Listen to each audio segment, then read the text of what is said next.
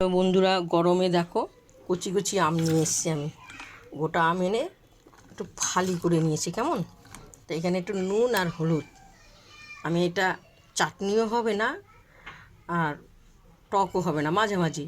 কিন্তু টকও অল্প, সাধারণ একটু চিনি দেবো আর টকের মতন হবে, এটা চাটনি হবে না, পুরো টকের মতো। সেটা আমি তোমাদেরকে দেখে রেসিপিটা তোমরা দেখতে থাকো।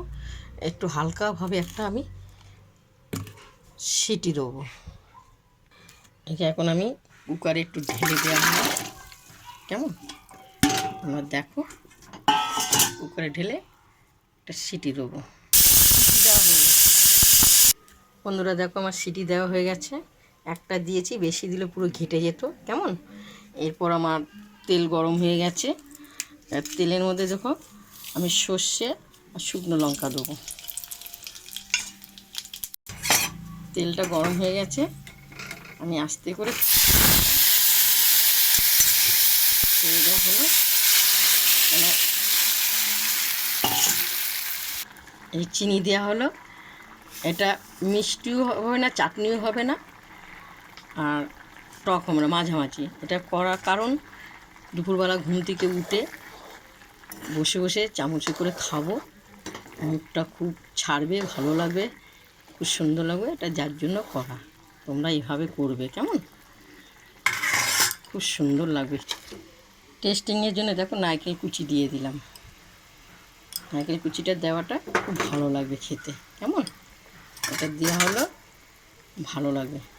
তোমরা এইভাবে করে দেখবে, খুব সুন্দর খেতে লাগবে।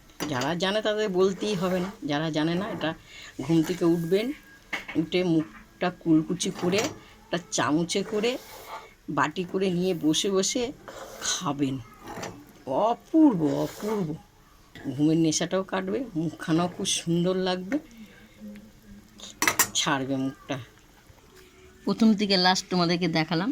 আমের টক, বেশি মিষ্টিও না, সাধারণ।